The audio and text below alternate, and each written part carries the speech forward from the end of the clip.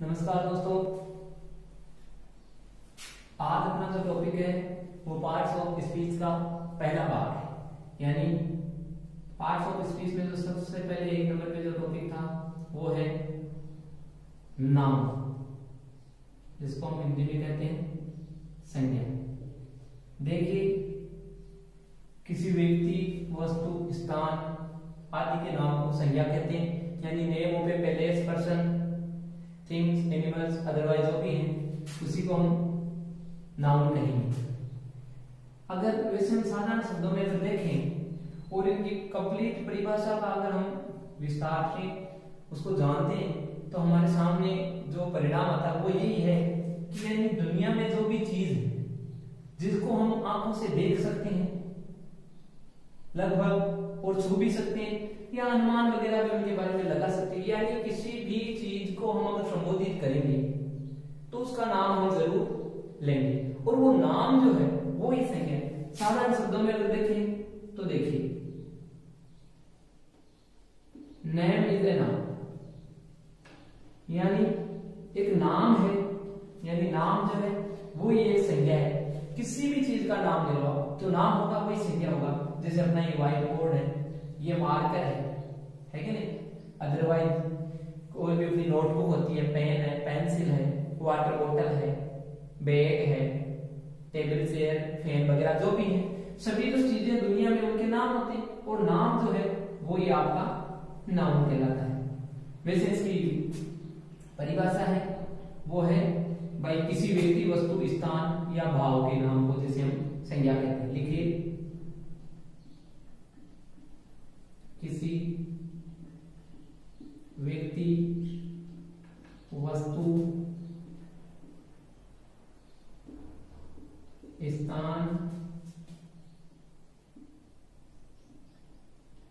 व भाव के नाम को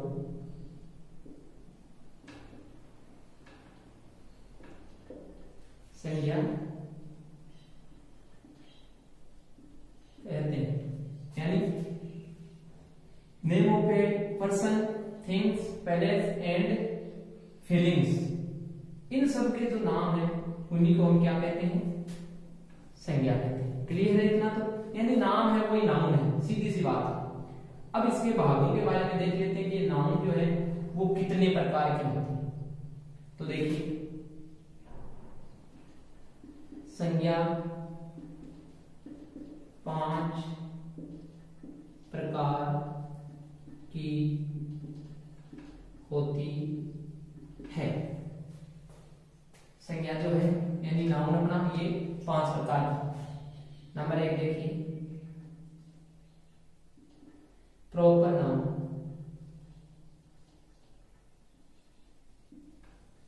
यानी व्यक्तिवाचक संज्ञा। व्यक्तिवाचक संज्ञा। नंबर 2,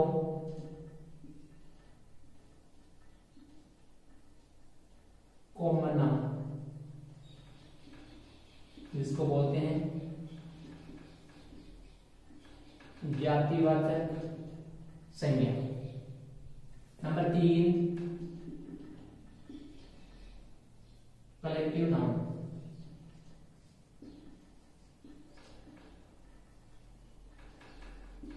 ये है आपका समूहवाचक संज्ञा। समूहवाचक संज्ञा। नंबर 4 है मटेरियल नाउन। मटेरियल नाउन यानी द्रव्यवाचक संज्ञा। और नंबर 5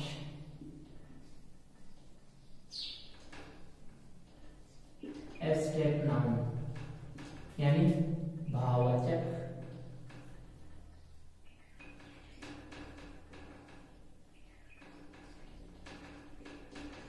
संज्ञा। इस प्रकार से अपनी ये 5 प्रकार की यानी संज्ञा अपना नाउन होता है। प्रॉपर नाउन व्यक्तिवाचक संज्ञा, कॉमन नाउन जातिवाचक संज्ञा, कलेक्टिव नाउन समूहवाचक संज्ञा, मटेरियल नाउन द्रव्यवाचक संज्ञा और एब्स्ट्रैक्ट नाउन भाववाचक संज्ञा। अब हम इस पे बात करेंगे इसका आगे का जो टॉपिक है उसके बारे में, यानी अपना जो ये प्रॉपर नाउन है इनको अब हम पर्टिकुलर जानेंगे। तो पर्टिकुलर हमें किस प्रकार से इनका जो पठन करेंगे, पढ़ने का काम वो देखिए। पहले इसमें थोड़ा इंक डाल लेते हैं क्योंकि ये भी जरूरी है, बिना इंक के कोई मतलब ही नहीं है। तो इसमें थोड़ा इंक, ये लो, अपना इंक का काम हो गया। अब शुरू करते हैं अपना वापस टॉपिक।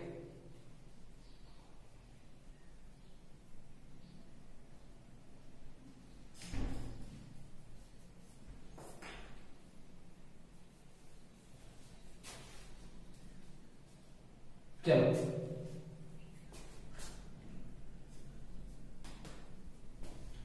अब हम बात करते हैं इनके पर्टिकुलर।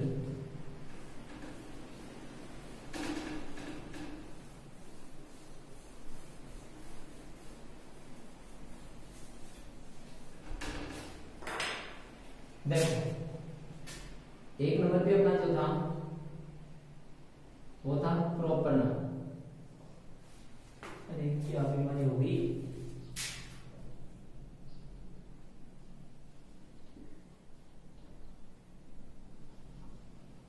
ये भी नहीं चल रहा है, मार क्या हो गई। लॉकडाउन में मार का सारे सूबे बड़े थे।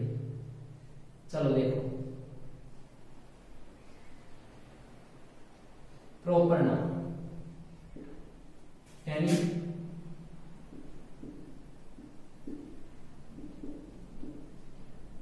व्यक्तिवाचक संज्ञा। अब देखो व्यक्तिवाचक, इसमें देखो सीधी सी एक ही बात का ध्यान रखना है कि यहाँ पे किसी भी व्यक्ति, वस्तु, स्थान आदि का डायरेक्ट नाम दिया हुआ होगा वहीं आपका प्रॉपर नाउन होता है, यानी name of a particular person, place और थिंग, यानी उसमें कंफ्यूजन वाली कोई स्थिति नहीं है, सीधी सी बात है। यानी व्यक्ति, वस्तु,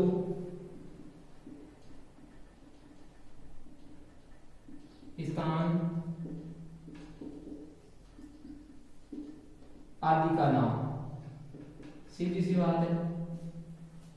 व्यक्ति जैसे मान लो राम है, ये अपनी जैसे वस्तु को पर्टिकुलर वस्तु हो तो उसका नाम ले लेते हैं हम। जैसे मान लो अपनी जैसे बुक है, अब बुकें तो बहुत सारी होती है लेकिन पर्टिकुलर बुक लेते हैं। जैसे मान लो अपनी ये साइंस बुक है तो ये एक पर्टिकुलर बुक हो गई। स्थान है, जैसे किसी गांव का नाम ले लेते हैं, जैसे जयपुर है आदि। तो यानी ये जो सारे के सारी चीजें हैं ये सब क्या हुआ, ये आपका प्रॉपर नाउन हो गया। प्रॉपर नाउन यानी हमें इनसे पूर्ण रूप से पता चल जाता है वही प्रॉपर नाउन है। कैसे है, जैसे मान लो किसी क्लास में एक लड़का है जिसका नाम रमेश है या राम है। अब कोई दूसरे लड़के से हम बोलेंगे बाहर से कि जाओ भाई उस राम को बुला कर लाओ, तो आपको पता है कि राम ये तो आप डायरेक्ट इसके पास आओगे। क्यों? क्योंकि उसने आपको प्रॉपर उसके बारे में बता दिया। अगर मैं केवल आपको बोल देता कि जा उस लड़के को बुला कर लाओ तो आपको कंफ्यूजन हो जाती कि किस लड़के को बुलाना है। यानी जिस नाम को सुनने के बाद उस जगह या उस स्थान या उस चीज तक पहुंचने में आपको किसी प्रकार की कंफ्यूजन नहीं हो, फिर से पूछने की जरूरत नहीं, आपने सुना और डायरेक्ट वहीं पे जा टिकोगे, तो इसका मतलब वो आपका प्रॉपर नाउन ही होगा। ठीक है, देखो प्रॉपर नाउन में क्या क्या और चीजें होती है वो देखते हैं। जैसे अपने दिनों के नाम है, दिनों के नाम जैसे अपना सोमवार है, मंगलवार है, ये जो भी है, यानी लिखो नेम ऑफ डेट्स। ठीक है, डे, ट्यूसडे,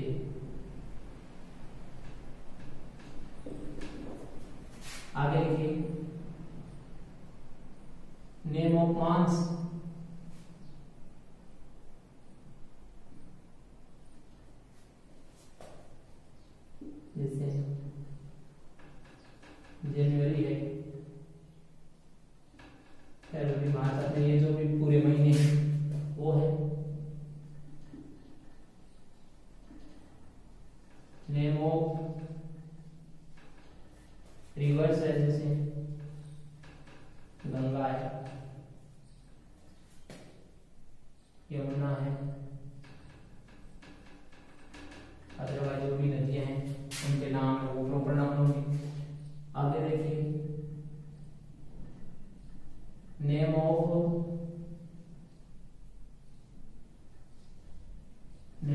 बुक्स है, जैसे अपनी रामायण है, पुराण है, अदरवाइज जो भी पर्टिकुलर बुक है। तो ये सारी, एक चीज ध्यान में रखने योग्य और है, वो है कि ये जो प्रॉपर नाउन है वो हमेशा जब हम लिखते हैं तो ये हमेशा कैपिटल लेटर में ही लिखे जाते हैं। ये बहुत ध्यान में रखने लायक बात है। आगे देखो, name of country, name of countries है, जैसे यूएसए है, इंडिया है, चाइना है। तो ये भी क्या है, पर्टिकुलर है। उसी प्रकार से जैसे नेम ऑफ स्टेट्स है, नेम ऑफ विलेजेस है, नेम ऑफ जैसे कैपिटल्स है, या अदरवाइज किसी भी चीज का यानी पर्टिकुलर नेम है तो वो आपका प्रॉपर नाउन ही होगा। ठीक है, आगे देखो,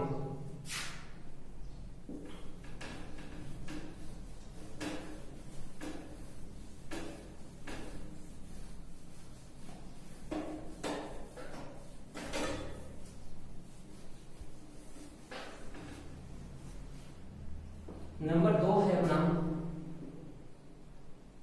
कॉमन नाउन, यानी जातिवाचक संज्ञा।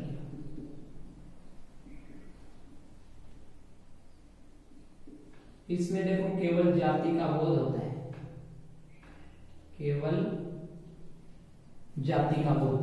जाति का बोध का मतलब यानी कोई भी चीज है तो उसके बारे में वो इतना पता चल सकता है भाई हाँ ये इस प्रकार की चीज है, इस प्रकार का व्यक्ति है, इस प्रकार की जगह है, लेकिन पूर्ण रूप से पता नहीं चलता कि जगह कौन सी है।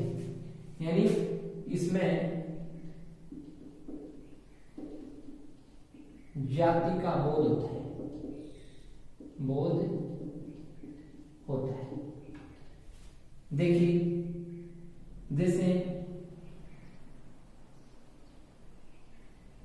एग्जाम्पल देखिए, जैसे boy, girl, city, country, village, etcetera. अब देखो ये इनमें जाति का बोध किस प्रकार से होता है। जैसे ये लिखा हुआ है बॉय, अब आपको पता है कि बॉय का मतलब लड़का होता है, लेकिन समस्या ये है कि इतना ही पता है हमको कि लड़का है, लेकिन ये नहीं पता कि लड़का कौन सा है। लड़की है लेकिन ये नहीं पता कौन सी लड़की। सिटी शहर है, पता नहीं कौन सा शहर है। कंट्री देश है, पता नहीं कौन सा देश है। विलेज गांव है, लेकिन पता नहीं कौन सा गांव। इतना जरूर पता है कि चीज क्या है, वस्तु क्या है, व्यक्ति क्या है, किस प्रकार का है, लेकिन कौन है ये नहीं पता चलता। यानी आप एक चीज देख सकते हो, कॉमन और प्रॉपर नाउन में दोनों में कंफ्यूजन होती है, तो वहां पे आप एक चीज ध्यान रखना, यानी आपके सामने ये है विच का मतलब होता है कौन सा या कौन सी, कौन सा या कौन सी। जैसे मतलब एक ही है इसका, ये मेल फीमेल पे डिपेंड करते हैं, इसलिए मतलब अलग बोलते हैं कौन सा ही विच। अब जैसे आपके सामने नाम आ गया बॉय, बॉय आते हैं आप मुझसे ट्यूशन करवाओ, मैं आपको कहूंगा जा एक लड़के को बुला के लाओ, तो आपका ट्यूशन वापस देगा विच बॉय, यानी कौन सा लड़का। इसका मतलब आपको कंफ्यूजन हुई है, कंफ्यूज नहीं है तो आपका ये कॉमन नाउन ही होगा। अगर मैं आपको बोलता कि भाई जा ये राम है, ये सीता है, इनको बुला के लाओ, मैंने बोला आपको कि राम को बुला के लाओ, सीता को बुला के लाओ, तो आप क्वेश्चन नहीं पूछते फिर भाई कौन सी सीता कौन से राम, क्यों? क्योंकि आप उनको अच्छी तरह, मैंने नाम बोला, कक्षा में राम नाम का लड़का है, बोला राम को बुला के लाओ, आप तुरंत चले गए। क्यों? क्योंकि आपको इसके बारे में पूर्ण बोध हो रहा था। लेकिन इसमें क्या होता है, केवल जाति जाति का बोध होता है। तो यानी प्रॉपर और कॉमन में जहां कंफ्यूज होती है, आप उस चीज पे अपने आप मन में विच से क्वेश्चन कीजिए। अगर आपका क्वेश्चन सटीक होता है तो इसका मतलब आपका कॉमन है, और क्वेश्चन बैठता ही नहीं उसमें। मैं आपको कहूं कि भाई, जैसे मैं आपको बोलूं कि मैथ की बुक निकालो, साइंस की बुक निकालो, और फिर आप बोलते हो कौन सी बुक? भाई आपको मैंने बता दिया मैथ की बुक, तो मैथ की तो निकालोगे, इसका मतलब आपको कंफ्यूज नहीं है, तो वो बुक आपकी मैथ की या साइंस की बुक है, वो प्रॉपर है। लेकिन मैं केवल इतना ही बोलूंगा कि बुक निकालो, अब बुक में आप कंफ्यूज हो जाओ कि कौन सी बुक निकालनी। हाँ, एक सब्जेक्ट विशेष टीचर के अनुसार, वो तो आपको पता है, भाई टीचर क्लास में आएगा बोलेगा बुक निकालो, तो आपको पता है कि ये पढ़ाता है तो वही निकालोगे। लेकिन वैसे बुक अगर देखा जाए, वैसे मान लो आपको कोई भी बाहर से आके व्यक्ति बोलते हैं बुक निकालो, तो आप उसको तो पूछोगे ना कौन सी बुक, इसका मतलब बुक है वो भी आपका कौन सा है, कॉमन है। ठीक है, ये हो गया अपना। अब आगे देखिए नंबर 3 है, वो है अपना collective noun.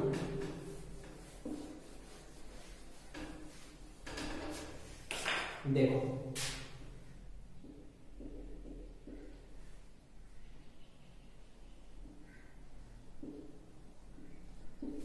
Collective noun, collective noun का मतलब होता है समूहवाचक संख्या, समूहवाचक